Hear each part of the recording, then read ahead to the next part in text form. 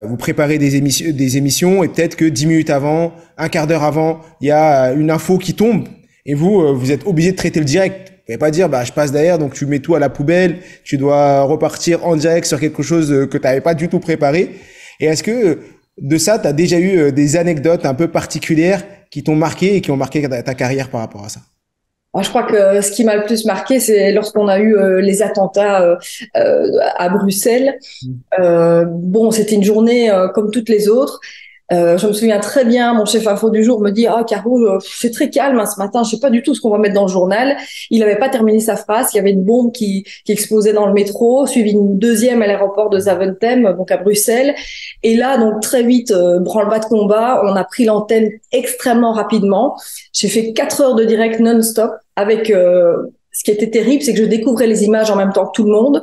Donc j'étais moi-même très impressionnée de ce qu'on vivait. Je m'appelle Mohamed Bouclé, je suis vice-champion du monde de lecture rapide et auteur du best-seller Connaissance illimitée. Dans le podcast Connaissance illimitée, je reçois des invités au parcours extraordinaire pour nous montrer que la réussite est à portée de tous. Paix sur vous, bienvenue dans ce nouvel épisode du podcast Connaissance illimitée. Et aujourd'hui, on sort des frontières de la France pour aller en Belgique et on est avec Caroline Fontenay qui est journaliste sur RTL TV, qui est aussi l'auteur d'un livre qui est juste incroyable. On va énormément en parler aujourd'hui. C'est La peur au ventre, qui est édité aux éditions Ken. Et franchement, j'ai lu ce livre et je vous le conseille, mais on en parle pendant l'épisode. Bonjour Caroline, comment tu vas? Bonjour Mohamed, mais je vais très bien. Je suis très contente d'être avec toi et avec toute ta communauté aujourd'hui. Donc voilà, c'est vraiment un vrai plaisir. Et merci d'avoir accepté l'invitation. Moi, je t'ai présenté très rapidement et j'aimerais bien que tu puisses toi-même te présenter avec tes propres mots et après, on rentre dans le vif du sujet.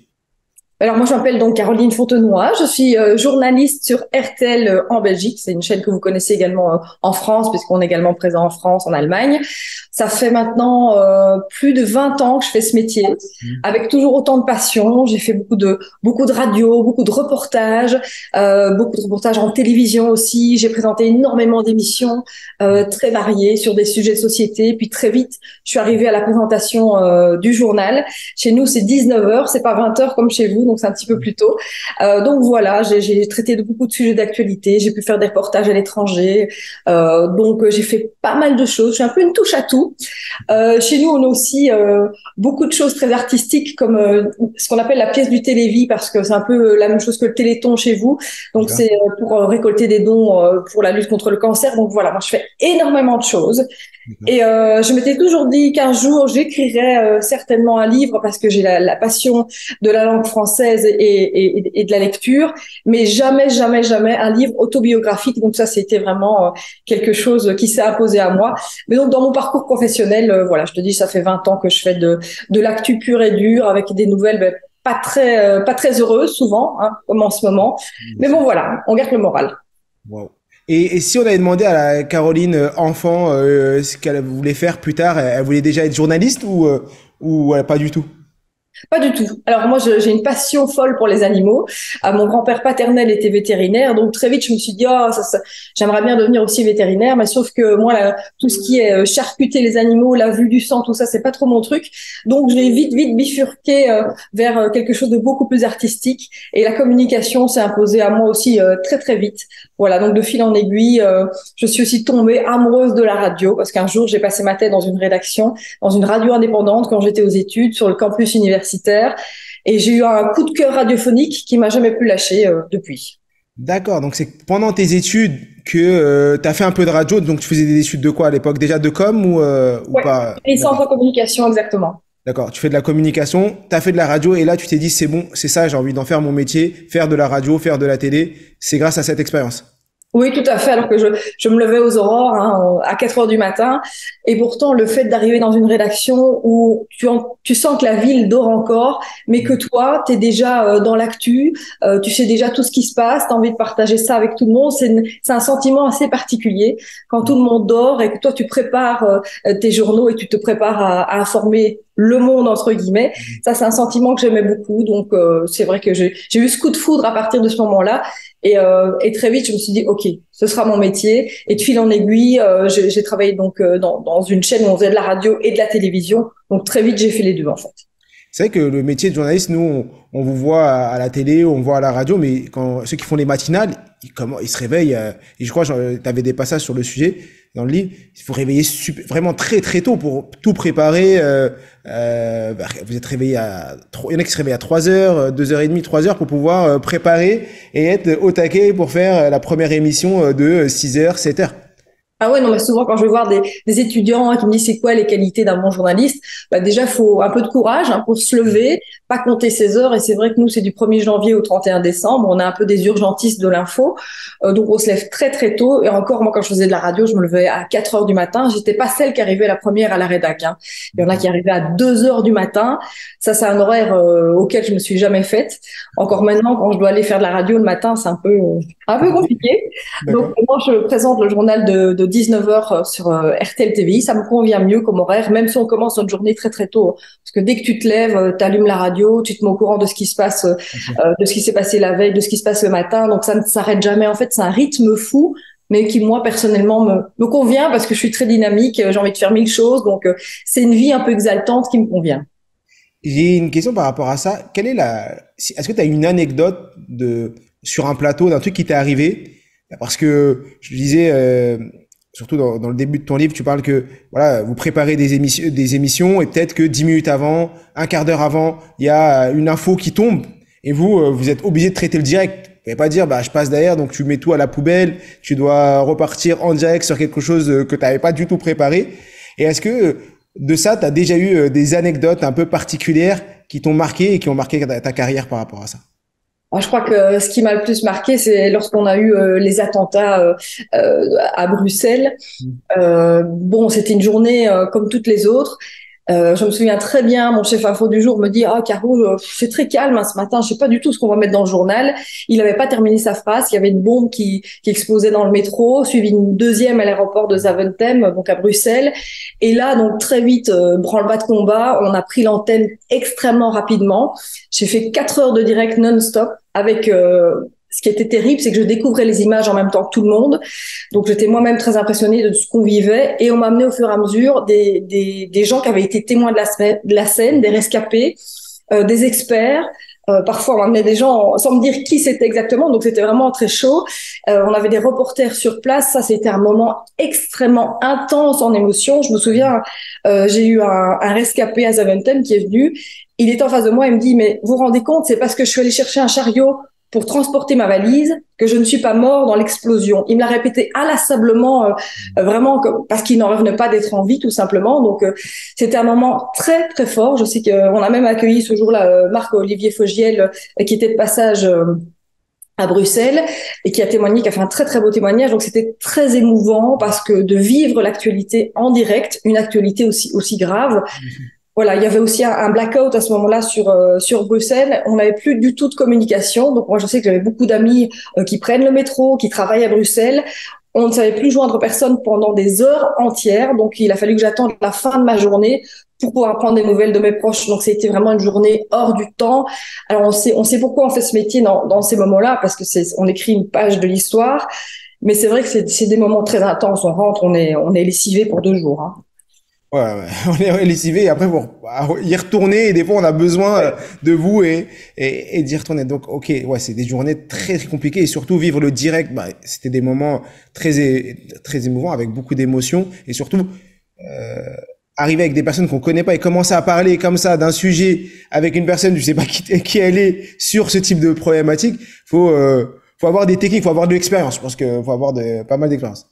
Non, c'est clair que ça, c'est parfois un petit stress aussi, parce que généralement, quand on a ce genre d'édition spéciale, on te dit toujours dans l'oreillette, attention, tu vas avoir telle ou telle personne, mais ça s'enchaînait tellement rapidement, on était tous tellement dépassés, que je me suis retrouvée effectivement avec des gens à côté de moi. Je me suis dit, mais qui êtes-vous? Présentez-vous, parce que je ne savais même plus qui on m'amenait à ce moment-là. Et ça, j'avoue, c'est un petit stress pour le journaliste de pas savoir quelle est la personne qui se trouve à côté. Mais c'est vrai qu'il faut faire preuve de beaucoup d'improvisation. À ce moment-là, toute ton expérience, tout ton background te sert. Je veux dire, voilà, moi j'ai quand même, ça fait maintenant 17 ans que je présente le journal, donc il y a plus beaucoup de situations qui me stressent et heureusement, c'est du stress positif. Mais il y a encore des moments où il faut y aller. C'est beaucoup de concentration en fait. Ouais, c'est sûr. Et je disais dans ton livre, parce que t'as eu une belle carrière et à 40 ans, en 2019, t'es été enceinte, t'attendais ton premier enfant.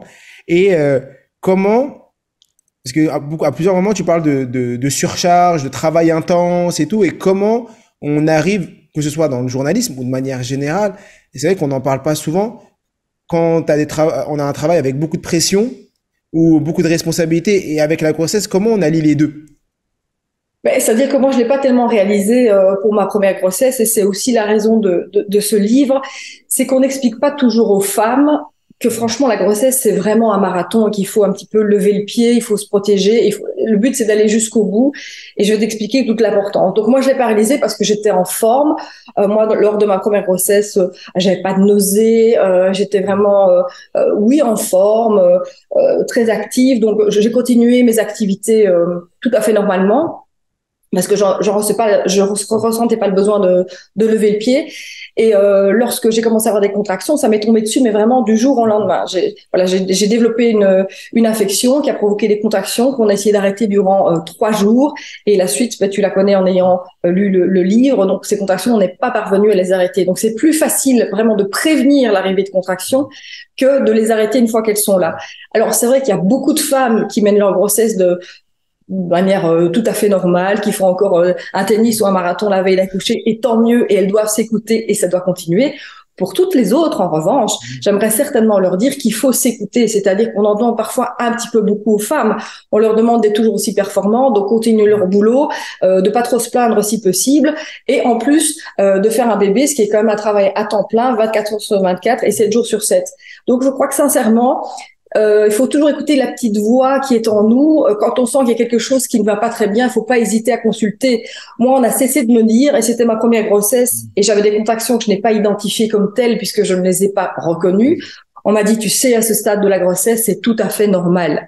Ce mot normal, on a cessé de me le répéter, et en fait, tout ce qui était en train de m'arriver n'était pas normal du tout, puisque j'ai donc terminé à l'hôpital.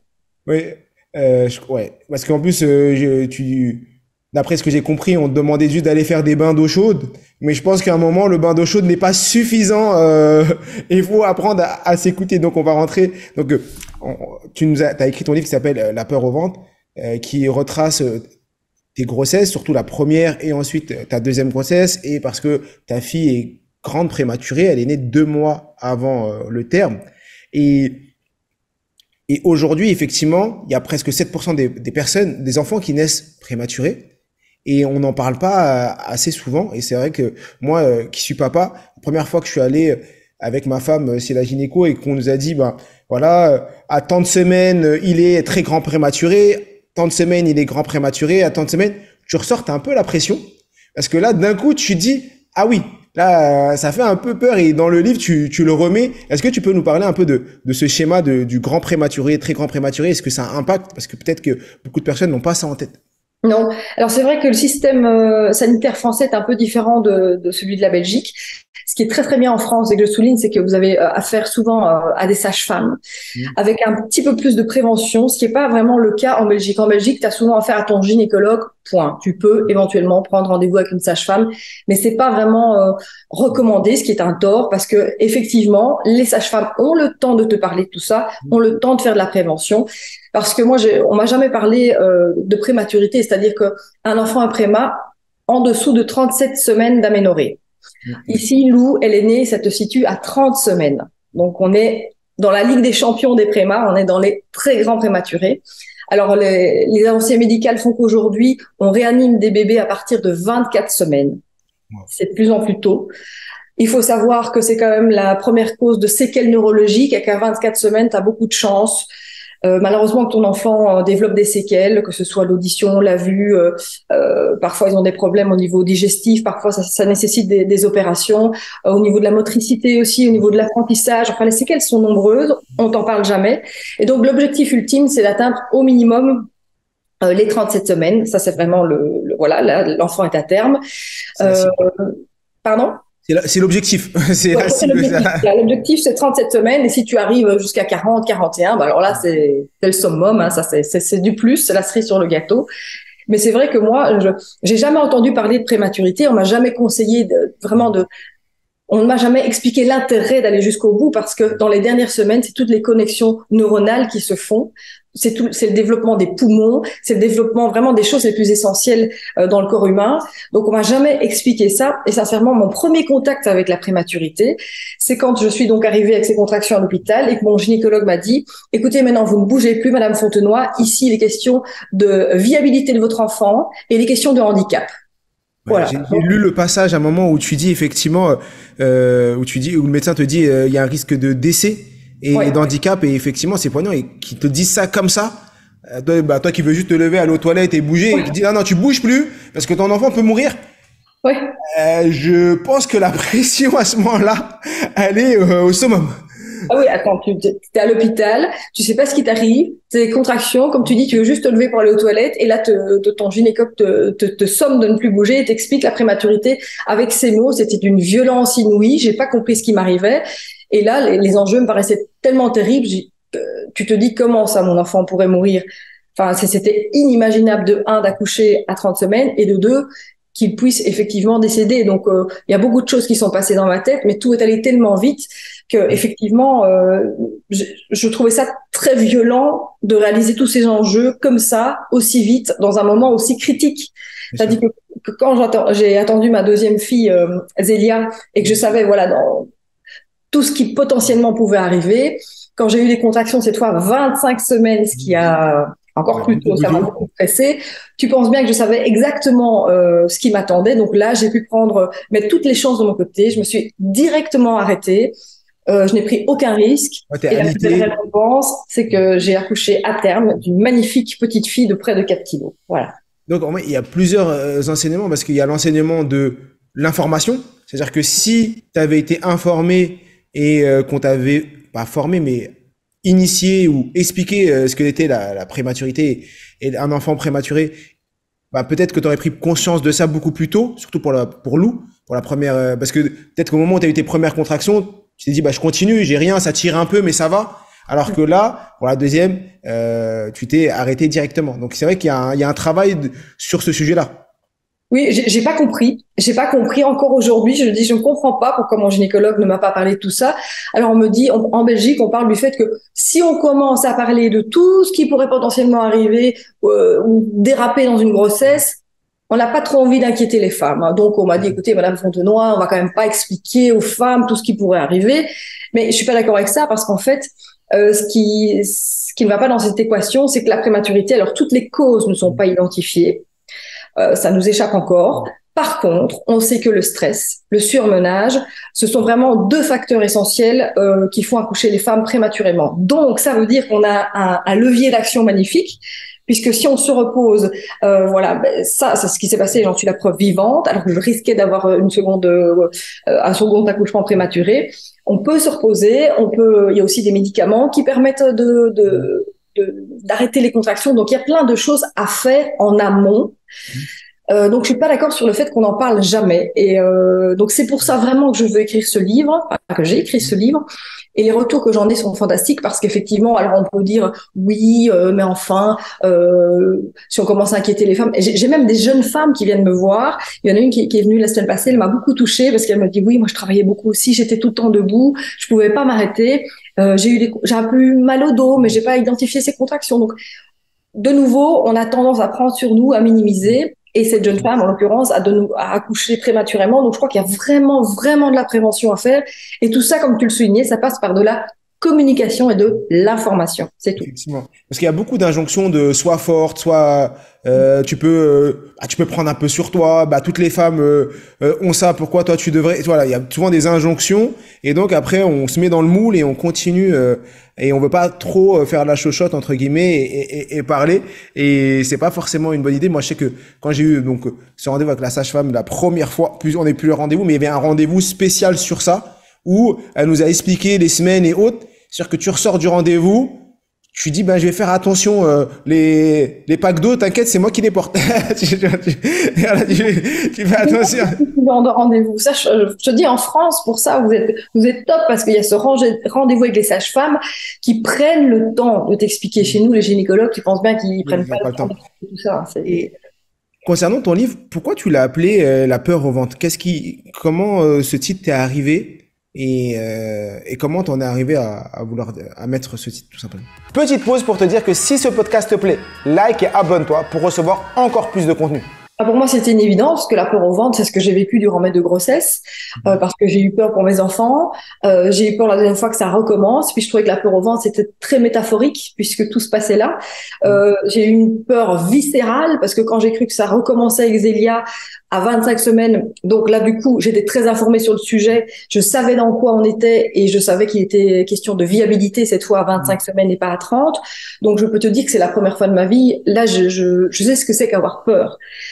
Vraiment, c'est la première fois que j'ai eu une peur irrationnelle où tout mon corps et mon cerveau n'arrivaient pas à se calmer parce que je savais exactement par quoi j'ai été passée et par quoi je pourrais repasser, mais dans un cas beaucoup plus grave. Donc pour moi, la peur au ventre, c'est vraiment malheureusement ce que j'ai vécu durant mes 2 grossesses, même si c'était des parenthèses bénies et que franchement, ça a été un bonheur d'être enceinte. J'ai adoré ça, même si ça se terminait de manière un peu rock'n'roll. Et donc voilà pourquoi la peur au ventre, en fait, tout simplement. Parce qu'en plus, tu expliques dans le livre, après la première grossesse, que quand tu sors dans la rue, tu vois des femmes enceintes partout et que tu les envies, alors que tu viens d'avoir un enfant. Mais après, c'est une période compliquée parce que je crois que pendant 2 mois, elle est restée hospitalisée. Oui. Elle est restée, donc tu devais toujours aller la voir. Donc, c'est vrai que, comment t'as vécu cette période où tu sais que t'as un bébé, tu dois le voir uniquement à l'hôpital, t'es pas allé à terme, au fond de toi, c'est un moment comme, C'est très difficile et je suis contente d'avoir mis dans ce bouquin peut-être des sentiments un petit peu inavouables, c'est-à-dire que tu viens de devenir maman, tu as une magnifique petite fille qui est là et pourtant tu es hyper triste. J'avais aussi ce que j'ai qualifié de syndrome de ventre vide, c'est-à-dire que comme c'était ma première grossesse, j'ai pas pris beaucoup de kilos, ça commençait tout juste à se voir et du jour au lendemain, tu retrouves quasiment un ventre plat. Alors les femmes te disent waouh, vous venez d'accoucher, mais quelle chance, quelle ligne. Et alors et j'ai dit mais moi j'enviais simplement leur rondeur, leur ventre rond. Donc c'était très très compliqué psychologiquement et effectivement à l'hôpital où j'allais tous les jours dans ce service, je ne faisais que croiser des femmes enceintes jusqu'aux dents qui se traînaient péniblement jusqu'à l'ascenseur, ce que je rêvais de faire et qui n'arriverait jamais dans mon cas. Donc psychologiquement, c'était très compliqué.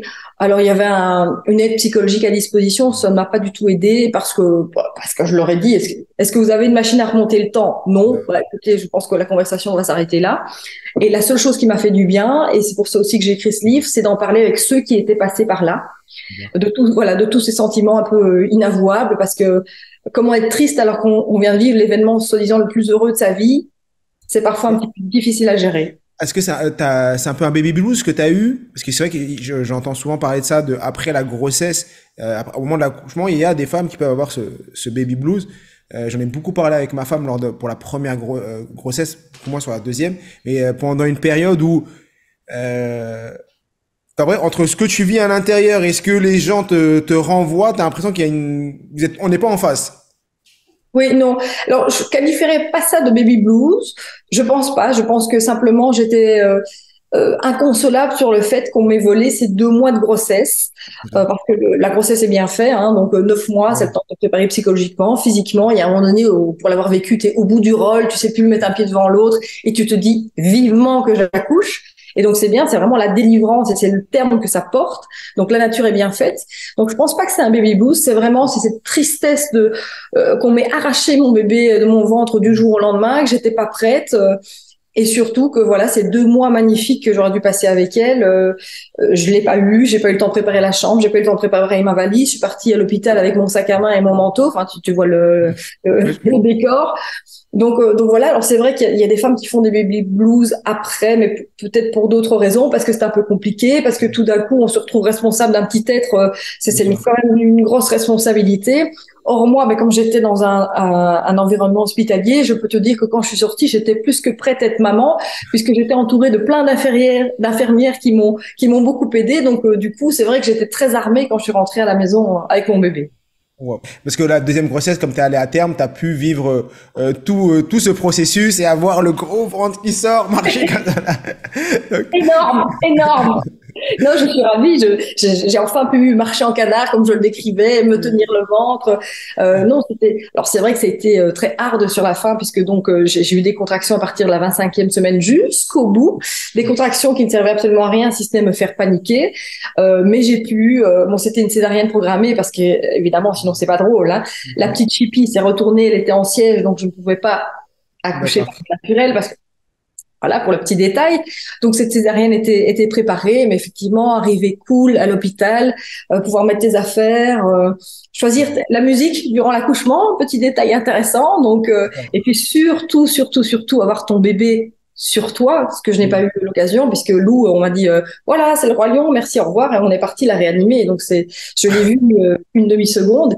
Ici, j'ai eu un gros bébé bien dodu sur moi, et je me suis dit, ah, c'est ça les joies de la maternité. Donc là, c'est comme si je découvrais tout ça en fait, et tout m'a paru non seulement merveilleux, mais excessivement facile. Parce qu'en plus, tu parles par rapport à Lou et le fait qu'on n'ait pas pu te la laisser. Il y a eu là-dedans que tu dis à ton mari, tu la suis, tu la lâches pas, on va pas la perdre, on va nous l'échanger. J'ai eu la même crainte. Je t'assure que pour le premier, le deuxième non, parce que le deuxième, il est toujours resté avec nous, alors que le premier, à un moment, ils l'ont pris. Il est sorti et on l'a pas vu pendant presque 40 minutes ou une demi-heure. Et c'est vrai que là, tu te dis, imagine, et c'est pas le bon au retour. Bon, en grandissant, il a bien la même. Il est Rassurée. ouais, il est vraiment, c'est un copier-coller de moi. Donc c'est moi. Et t'imagines, toi, tu as eu cette crainte-là alors que tu as eu le temps de le voir en long, en large. Moi, je l'ai vu une demi-seconde. Donc, pour te dire, je vais le retrouver après, non. Donc, je dis à mon mari, parce que ça n'arrive pas que dans les films, tu le suis. Puis, je me suis effondrée. Donc, j'ai eu le temps de lui dire. Ok. Alors, et je voulais revenir sur une maladie parce que ce que j'apprécie dans ton livre, c'est que donc tu racontes ton histoire et à différents moments tu donnes la parole à des personnes qui travaillent dans les hôpitaux. Je vous invite vraiment à lire ces passages-là, ils sont super intéressants. On apprend énormément de choses. Donc ça, c'est super intéressant d'avoir couplé ton histoire et ce que proposent et ce que disent les médecins, les infirmiers et autres. Mais dans ton cas de figure, tu parles d'une maladie que je connaissais pas, c'est la maladie CMV. Oui. Donc, est-ce que tu peux nous en parler un tout petit peu pour juste sensibiliser sur ça parce qu'effectivement, il y en a. Moi, c'était la première fois que j'ai découvert ça. Et alors, c'est le fameux cytomégalovirus, parce que donc dans mon parcours, hein, décidément, j'ai pas eu de chance non plus, puisqu'en fait pour Zélia, lorsque j'ai fait le test du sucre à l'hôpital, on a découvert que j'avais fait ce qu'on appelle un virage CMV, donc j'ai contracté le CMV. Alors c'est un virus qui s'attrape généralement au contact de petits enfants. Donc généralement quand tu as déjà des petits, donc, en l'occurrence Lou, qui vont à la crèche, qui vont à l'école, ils te ramènent ces charmants petits virus, donc qui s'appellent le CMV. Alors ça peut être vraiment très dangereux si tu es enceinte, suivant le stade de la grossesse. C'est-à-dire que quand ça arrive, passer les 3 mois, passer les 6 mois, généralement le bébé, il n'y a pas trop de crainte, mais avant 3 mois, ça peut aller jusqu'à l'avortement parce que le bébé peut développer vraiment de gros handicaps à cause du CMV. Donc quand moi on m'a annoncé en plus de ça, j'avais fait ce fameux virage et il nous manquait une prise de sang pour savoir situer à quel moment je l'avais contracté. Donc là, je me suis dit, de toute façon, j'étais à 6 mois de grossesse, il n'y avait plus rien à faire. Donc, j'ai pris le ciel en me disant, pourvu que le bébé ne le contracte pas, que ça ne passe pas. Et ce qui était le cas, parce que les enfants qui contractent ce virus, si c'est très tôt, comme je te le disais, il peut y avoir de lourdes séquelles derrière. Et quand c'est un peu plus tard, c'est surtout les oreilles. Donc, ils peuvent être sourds à cause de ce virus. Donc, tu penses bien que je n'en ai pas large quand on m'en a annoncé, en plus de tout le reste, que j'avais fait ce fameux virage CMV. Alors, c'est peut-être, voilà, au contact de loups, c'est comme on dit, au contact des morveux, tu sais, ceux qui ont le nez qui coule, il faut voilà, les tenir à distance si vous n'avez pas d'enfant. D'accord. Ok, bah moi je connaissais pas et j'ai découvert ça et je pense que en lisant le livre vous allez découvrir énormément de choses et c'est ça qui est très puissant. Et il y a un sujet que tu abordes dans le livre, c'est la culpabilité et le fait de culpabiliser et les culpabilisateurs. Parce que effectivement, on a souvent, on parlait tout à l'heure des injonctions et autres, et il y a beaucoup de tabous. Pourquoi ça te tenait vraiment à cœur de mettre le point sur tous ces tabous et sur ces culpabilisateurs qui sont là et effectivement qui te poussent à ne pas parler, à pas faire ce que tu as vraiment envie ou juste parce que ils sont là pour parler et te mettre dans cet esprit négatif. Bah oui, parce que tu sais, surtout en tant que personnalité publique, on a toujours une opinion sur tout le monde. Moi, on a pu peut-être se dire à un moment donné, c'est pour ça que j'ai voulu tordre le cou à ces idées-là dans le livre, que j'avais privilégié ma carrière et que c'est pour ça que j'avais fait un enfant sur le tard à 40 ans. Pas du tout. Il se trouve que j'ai rencontré l'homme de ma vie et le père de mes enfants et heureusement que j'ai attendu à 38 ans. Donc voilà, on a eu la chance d'avoir deux enfants. Donc voilà, je dis toujours, c'est la vie qui a choisi pour moi. Donc ça, c'est la première chose. Et effectivement, la deuxième chose aussi, c'est quand j'ai dit que j'allais mettre Lou à la crèche, hein, en sortant de l'hôpital, on m'a regardé, on m'a dit, mais vous êtes sûr, franchement, après ce serait quand même mieux de la garder à la maison. J'ai dit au médecin, mais il n'y a pas de souci, vous venez la garder, docteur. Moi, il n'y a pas de souci, je vais reprendre le travail parce que j'en ai besoin, j'ai besoin de m'aérer. Je ne suis pas qu'une femme au foyer, je ne suis pas qu'une maman, je suis aussi une journaliste qui va reprendre son boulot. Donc, on a toujours tendance un petit peu, voilà.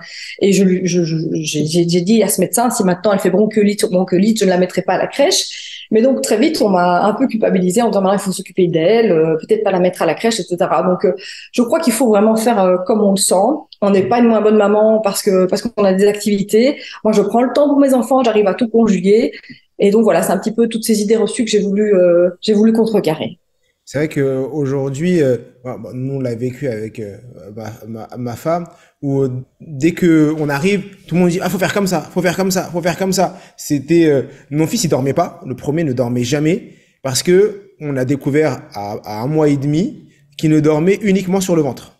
Mais comme on nous répétait tout le temps qu'il fallait jamais mettre sur le ventre, donc pendant 1 mois et demi ou 2 mois, on l'avait tout le temps, il était sur le dos, il n'arrivait pas à dormir. Et un jour, je le mets sur moi. En vrai, il dormait que sur moi. Mais jamais ailleurs. Et un jour, on est sur le canapé, on le pose sur le ventre, et il part sur 2 heures de sieste. Et là, on se regarde, on se dit, qu'est-ce qui vient de se passer? Qu'est-ce qui vient de se passer? Et on a découvert que, en vrai, il dormait que sur le ventre. Bon, après, on a fait, comme beaucoup de parents, je pense, on a acheté une tablette que tu mettais sous le matelas, qui sonne quand il y a plus de respiration. Bon, on est parti sur plein de trucs, mais on s'est dit, au moins, on met tout en place pour que notre enfant puisse dormir sur le ventre et que nous aussi, on puisse dormir. Et effectivement, si on écoute les autres, on fait rien. Je crois que tu as résumé quelque chose d'essentiel, c'est que les meilleurs médecins, hein, c'est vous, hein, ce sont les parents. Je pense qu'on a tous une petite voix intérieure, on a tous de l'instinct. C'est vous qui connaissez le mieux votre enfant. Et peu importe ce que peuvent dire les autres, les conseilleurs ne sont pas les veilleurs déjà et de un. Et c'est vrai que ce qui m'a aussi agacé lors de mon séjour en néonat, même si j'étais entourée d'une équipe formidable, c'était le protocole. C'est-à-dire, par exemple, me réveiller à 3 heures du matin pour faire boire mon enfant qui dort profondément, je dors profondément. C'est d'un ridicule achevé. Jamais, jamais Lou n'a bu à 3 heures du matin alors qu'elle dormait. Mais le protocole dit que cet enfant doit boire toutes les 3 heures. Donc voilà, je m'assure un peu contre ces règles établies. Je crois que chacun doit le faire comme il le sent. Et quand on fait ce qu'on peut avec beaucoup d'amour, je crois qu'on fait ce qu'on doit. Voilà, point barre. Exactement ça. Et ça vient, effectivement, et il y avait une question par rapport à ça et c'est un peu, tu viens d'y répondre, mais peut-être si tu as d'autres conseils, si tu as des personnes, des parents qui nous écoutent ou des femmes enceintes, ce serait quoi le conseil que tu leur donnerais, que tu aurais aimé leur donner ou que tu aurais aimé savoir au moment de ta grossesse, au début de ta grossesse, que tu n'as pas eu et qui aurait pu tout changer dans ta grossesse? Alors oui, le conseil que je viens de donner, c'est de s'écouter. Ouais. Parce qu'on a toujours, je dis, il faut vraiment se faire confiance. Que si vous sentez qu'il y a quelque chose que vous jugez pas normal, n'hésitez pas à les consulter, même si on ne cesse de vous répéter que tout ça est logique et que la grossesse n'est pas une maladie, certes, mais ça ne se passe pas bien pour tout le monde. Donc vraiment s'écouter et pas hésiter vraiment à lever le pied, à prendre un peu du temps pour soi. Parce que le monde va pas s'arrêter de tourner. Cette aventure de la grossesse, ça ne dure que 9 mois. Qu'est-ce que c'est que 9 mois dans une vie? C'est rien. C'est un moment béni, c'est une parenthèse enchantée. Donc profitez-en et le reste attendra. Voilà. Exactement. On arrive sur la fin de cet échange super constructif. Dans ton livre, à un moment, tu donnes une citation qui est « Si vous vivez un moment difficile, ne blâmez pas la vie. Vous êtes juste en train de devenir plus fort. » Qu'est-ce que cette phrase représente pour toi? Ah, moi, j'adore cette phrase. J'adore cette phrase. Et l'autre qui dit ce qui ne te tue pas te rend plus fort. Parce que c'est vrai que au moment où ça t'arrive, ou toutes ces aventures, tu dis, mais encore, pourquoi moi? Encore moi. J'ai un karma assez compliqué sur d'autres domaines, mais on pourra en parler dans une prochaine émission si tu veux. Et donc, tu dis, ah non, pas encore ça. J'ai toujours des chemins de traverse. mais qui se termine bien in fine. Mais je ne serais pas la même personne si j'avais pas connu tout ça aujourd'hui, après avoir vécu toutes ces aventures avec ma fille. Ça m'a permis de relativiser les choses, les petits problèmes du quotidien. Je peux te dire qu'ils me passent mais vraiment au-dessus de la tête. Même dans mon métier où on subit des gros stress, où on peut se dire ah mais mince, allez, on est en direct donc c'est vraiment beaucoup de tension, etc. Je relativise beaucoup de choses. Je dis, et les enfants, on sauve pas des vies, on n'est pas dans une opération à cœur ouvert, on va tous se calmer, tout va bien. Donc, c'est vrai que ça m'a permis de changer, de devenir une autre femme, de me renforcer sur plein de choses. Et honnêtement, aujourd'hui, si tout le monde va bien, si on est tous en bonne santé, le reste, c'est pas très grave. Donc, c'est vraiment une force intérieure que j'ai développée. Donc, c'est pour ça que j'aime beaucoup ces citations et j'espère que elles inspireront toutes les personnes qui liront le livre, en tout cas. J'espère également, j'en suis persuadé. Et là, on arrive sur la dernière question que j'aime poser à mes invités. Si t'avais devant toi la Caroline de 20 ans ou de 15 ans, quel conseil tu aurais aimé lui donner et que t'as pas eu et que t'aurais aimé lui donner? Alors, ce que je lui dirais aujourd'hui. Alors, la Caroline de 15 ans, 20 ans, déjà, elle a bien profité de la vie, donc ça, c'est bien. Parce que je ne savais pas que plus on vieillit, plus les choses sont compliquées et plus il y a des choses quand même difficiles à encaisser. Donc, il faut vraiment en profiter. Mais je lui dirais ceci. Surtout, Caro, s'il te plaît, arrête de perdre du temps avec des gens qui n'en valent pas la peine. Et les bad boys, c'est terminé. Ne perds pas ton temps. Ok, ne pas perdre son temps, c'est très bien ça. Parfait, parfait, parfait. Merci Caroline. Est-ce qu'il y a un sujet que j'ai pas abordé, que tu aurais aimé aborder, dire, partager avec les auditeurs, ou pour toi on a tout abordé? Non, je pense qu'on a fait le tour de la question, mais je suis ravie qu'on parle de tout ça. Je suis ravie, sincèrement, du temps qu'on vient de passer ensemble, vraiment du temps de qualité. J'ai hâte de lire ton livre parce que tu sais bien que dans mon métier, je dois lire beaucoup de choses et donc j'aimerais bien augmenter ma rapidité d'exécution. Donc voilà, j'espère que j'ai trouvé quelques petits conseils grâce à toi. Et sincèrement, voilà, je pense qu'on a vraiment parlé de tout, des sujets très importants qui me tiennent à cœur. Donc je te remercie beaucoup, beaucoup pour cette interview. Merci à toi pour d'avoir accepté l'invitation. Je vous invite vraiment. Donc sous la vidéo, bien sûr, on vous mettra le lien le lien Amazon vers son livre. Vous pouvez vous procurer son livre principalement en ligne. Alors en Belgique, dans toutes les librairies, et si vous êtes en France ou ailleurs, parce qu'on est écouté partout sur Terre, n'hésitez sur Amazon ou autre, vous retrouverez bien sûr son livre. Sous la vidéo sur YouTube, n'hésitez pas à nous mettre vos expériences, si vous avez vécu des choses similaires ou autres, votre témoignage et à partager ça à votre entourage. Il y a des personnes que ça peut impacter, bien sûr. Je vous invite bien sûr à mettre des 5 étoiles pour donner de la force et donner de la force à cet épisode. Et comme je dis toujours, je suis tué, nous sommes tous illimités et à très vite.